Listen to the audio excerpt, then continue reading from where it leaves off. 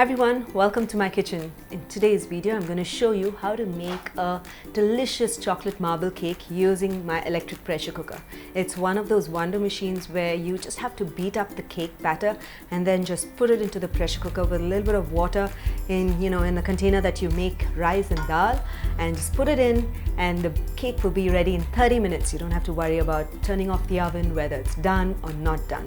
So without wasting time, let's just dive right in and I'll show you how to make the delicious chocolate marble cake in my electric pressure cooker. So the first step is, when you're making a cake, it's important, especially in an electric pressure cooker, is that you need to ensure that you have a pan that fits inside the pressure cooker. So what I did was, it's essentially a 7-inch pan that fits really well, and it makes about a 1 kg cake.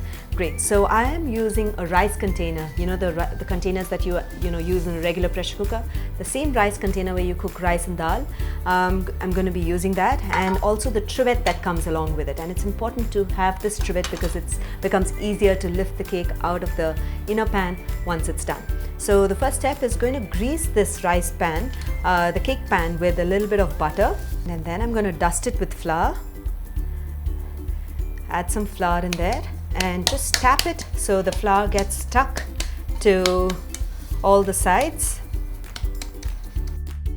Notice that the flour is around all the sides, and this extra flour that is there, I'm just going to go ahead and dust it in my sink, and so that we just get rid of it. So now that I've dusted my pan, the next step is to make the batter for the chocolate marble cake. The first step is to whisk the butter, the sugar and the eggs together. So I'm just going to go ahead and add the butter in, and I'm going to go ahead and add the sugar, and I'm going to break one egg at a time.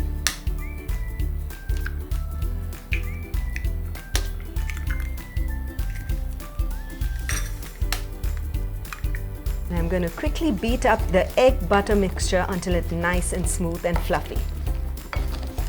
You can also use an electric beater for doing this, or you can use the traditional method like how I'm doing it. Just whisk it up with a ladle and then you'll be all set. So now that the eggs and the sugar and the butter are well mixed, I'm going to go ahead and add in the flour and the baking powder,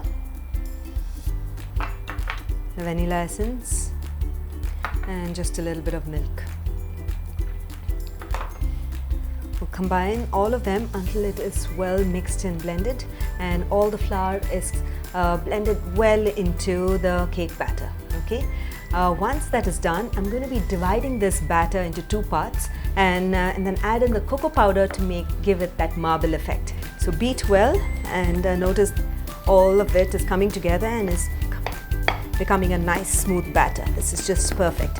Just a little bit more and we'll be done. Okay, so I'm just going to bring in the cake pan, which I greased a little earlier, and transfer this small portion of the batter, almost half in fact, and spread it a little bit evenly so it towards the bottom of the pan. So now that I've spread the cake batter, the vanilla batter at the bottom, I'm going to move it to the side and add in the cocoa powder into this vanilla batter, and then give it a good mix until it's well combined. Okay, and then you'll have your chocolate part of the marble cake.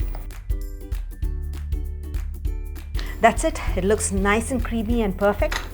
Bring in my vanilla batter, add a few dollops of it around a couple of different sides, and then I'm going to give it a swirl, which will give it the marble effect. So what I'm going to do is to use a fork or a knife and sort of bring the vanilla over the cake and essentially just swirl it around in a zigzag motion to give it a nice marble effect. So that's your chocolate marble cake. So it's up to you as to what type of designs you make. There are various different types of designs that people make, so you can take a look. The web is full of it, and you can take inspiration from many and then do it. This is my favorite. It just gives a nice space effect, and my children simply love it. Okay, great. That's it. I have mixed it all up. Now that this is done, I'm going to go ahead and prepare the electric pressure cooker for baking this.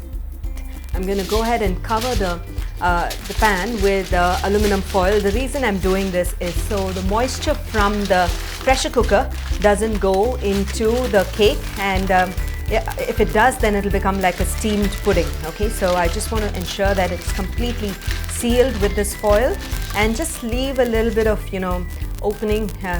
Don't make it too tight. Cover it loosely, but ensure that the sides are completely fit. Okay, now I'm going to place it on my trivet and go ahead and set up my pressure cooker for baking my cake. I'm going to first add in a cup of water. Just a cup of water is required so that the bottom gets, inner pan has water. And I'm going to go ahead and place a cake pan into this, and cover the electric pressure cooker and turn the mode on to pressure mode. Okay, once this is done, turn the nozzle to pointed towards the pressure side, and once I set the mode, the pressure will form and this red nozzle will rise up, and that's when you know that the cake is starting to bake. So going to the menu, and there's a mode called the cake mode here, cooking mode. I'm going to go to the menu, and it's 1, 2, 3, and I have to go up till 9 for the cake mode.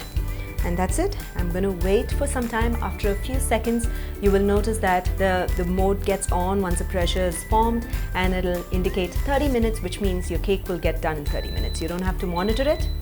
So the cake got done and went into the keep warm mode, and that's when I knew it was done, and the pressure is also released completely because the red nozzle went down. I'm ready to open the cake and show you how beautifully it's done.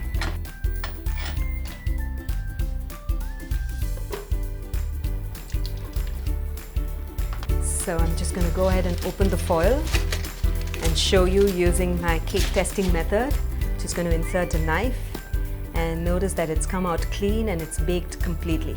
That's it, the cake is done. So now to release it, all you have to do is, once it cools down completely, just run a knife around the edges, and you can invert it into your cake pan or any other platter, cut it and serve it as a snack, or along with a cup of chai or a cup of coffee or a glass of hot milk, and which is my favorite. So I've sliced up some cake, and I'll show you how the texture looks really beautiful.